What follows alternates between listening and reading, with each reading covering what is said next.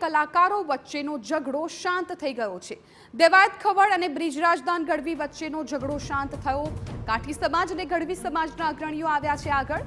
બંને સમાજના અગ્રણીઓએ કલાકારોને સમજાવ્યા। કોઈપણ પ્રકારનો વિવાદિત વિડીયો સોશિયલ મીડિયા પર ન મૂકવાની અપીલ કરી। વ્યક્તિગત ઝઘડાની અસર સમાજ પર થતી હોવાની આગેવાનોની ટકોર। કાઠી અને ગઢવી સમાજ માટે મામા ભાણેજનો સંબંધનો નાતો। આગેવાનોની અપીલને કારણે કલાકારો સોશિયલ મીડિયામાં નહીં કરે વિવાદિત પોસ્ટ। ઉલ્લેખનીય છે કે છેલ્લા કેટલાય દિવસથી દેવાયત ખવડ અને બ્રિજરાજદાન ગઢવી વચ્ચે શાબ્દિક પ્રહારો થઈ રહ્યા હતા। સોશિયલ મીડિયા પર આક્ષેપ પ્રતિ આક્ષેપો થતા હતા। ત્યારે વ્યક્તિગત ઝઘડાની અસર ગઢવી અને કાઠી સમાજ પર ન થાય તે માટે બંને સમાજના અગ્રણીઓ આગળ આવ્યા અને બંને સાહિત્યકારોને અપીલ કરી છે કે સોશિયલ મીડિયા પર કોઈપણ પ્રકારની નેગેટિવ કોમેન્ટ સાથેના વિડીયો ન મૂકે। બંને સમાજમાં મામા ભાણેજ જેવો સંબંધ છે, ત્યારે સમાજે દેવાયત ખવડ અને બ્રિજરાજદાન ગઢવીને ટકોર કરી છે।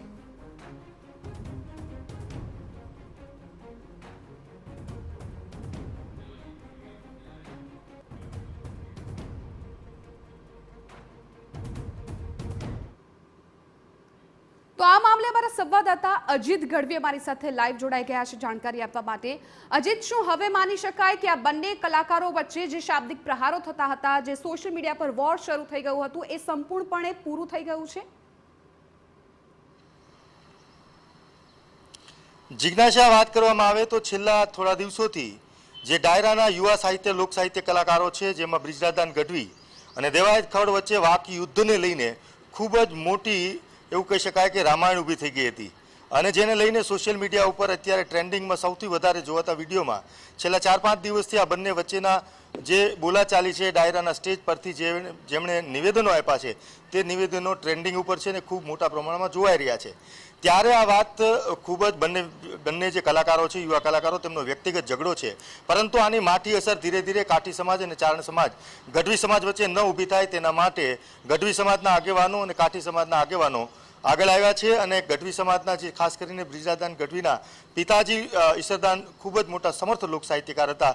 તેમના પિતાના મિત્રો પણ આગળ આવ્યા અને બ્રિજરાજદાનને રૂબરૂ મળ્યા છે, અમુક લોકો ફોનથી મળ્યા છે અને કહેવામાં આવ્યું છે કે કોઈ પણ સંજોગોએ કાઠી સમાજ અને ચારણ સમાજ છે બંને વચ્ચેનો વર્ષોથી એવું કહી શકાય કે પેઢીઓ દર પેઢીનો સંબંધ છે। ક્યારેય જે મામા છે તે ભાણેજ પ્રત્યે આ પ્રકારની વર્તણૂક આના લીધે આડઅસર થાય તેવી ન ભોગવી શકે અને એ જ રીતે ચારણ સમાજ છે તે પણ પોતાના કાઠી સમાજ પ્રત્યે આ પ્રકારનો રાગદ્વેષ ન ક્યારે રાખી શકાય અને જેની આડઅસર આ બંને વચ્ચેના જે વાકયુદ્ધ છે તેની આડઅસર બંને સમાજ પર ન પડે તેના માટે આગળ આવ્યા છે। આ જ પ્રકારે દેવાયત ખવડને પણ કાઠી સમાજના અમુક સમજદાર આગેવાનો દ્વારા સમજણ આપવામાં આવી છે, રિક્વેસ્ટ કરવામાં આવી છે કે તમે તમારો વ્યક્તિગત આ મુદ્દો છે, લડાઈ છે, તમે જો આમાં ગઢવી સાથે ન લડી શકાય, ગઢવીએ ચારણ કાઠી દરબારો સાથે ન લડી શકાય, આમ છતાં જો આપને લડવું હોય તો જ્યારે રૂબરૂ મળો ત્યારે મોરો ભટકાડી દેજો, પરંતુ અત્યારે સોશિયલ મીડિયામાં કોઈ પણ પ્રકારના આપના કોઈ પણ બાબતની વાતો મૂકીને વિડીયો ન મૂકો, જેને લીધે પણ થઈ રહ્યો છે કે બંને સમાજના આગેવાનો છે એ સામે આવ્યા, સમજાવવાનો પ્રયાસ કર્યો,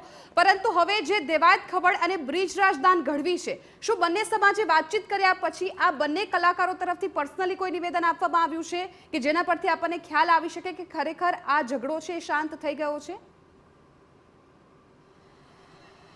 ચોક્કસ જિજ્ઞાસા, છેલ્લા 2 દિવસની વાત કરીએ તો 2 દિવસથી એક પણ વિડીયો આવ્યો નથી અને બંને લોકોનો મીડિયા માટે સંપર્ક પણ કરવામાં આવ્યો હતો। આમાં ડિબેટમાં બેસાડવા માટે પણ મેં પોતે પણ પ્રયત્ન કર્યો હતો, પણ બંને લોકો કોઈ પણ પ્રકારનું મીડિયામાં કે વિડીયો મૂકવા નથી માગતા, કારણ કે વાત વધે નહીં તેવું વડીલની સૂચનાનો આદર કરતા હોય તો હાલમાં તો લાગી રહ્યું છે, તેને લઈને વાત સ્પષ્ટ છે કે આ વાત આગળ નહીં વધે। પરંતુ એક જિજ્ઞાસા વાત ચોક્કસપણે કહું કે ડાયરાની એક ગરિમા હોય છે, ડાયરાના સ્ટેજ ઉપરથી જો આ સરસ્વતી માતાનું એવું કહી શકાય કે એની વ્યાસપીઠ છે, સરસ્વતીની વ્યાસપીઠ છે, ત્યાં કોઈ દિવસ દારૂ પ્રકારની વ્યસન કરીને ન બેસી શકાય, ત્યાંથી કોઈ પણ પ્રકારનો વાણી વિલાસ ન કરી શકાય। આ ડાયરાના સ્ટેજ પરથી ખાનદાનીની, ખમીરાતની, દાતારીની અને માણસના જીવનની માનવ મૂલ્યોની વાત કરી શકાય, માનવ જીવન કેવી રીતે બદલી શકાય, માણસને કેવી રીતે ઉપયોગી ઉપયોગી થઈ શકાય, દીકરી શું છે, બાપ શું છે, લોકજીવન શું છે, સંયુક્ત પરિવાર શું છે, આ પ્રકારની જે માનવ જીવનની ખાસ કરીને સૌરાષ્ટ્ર અને ગુજરાતના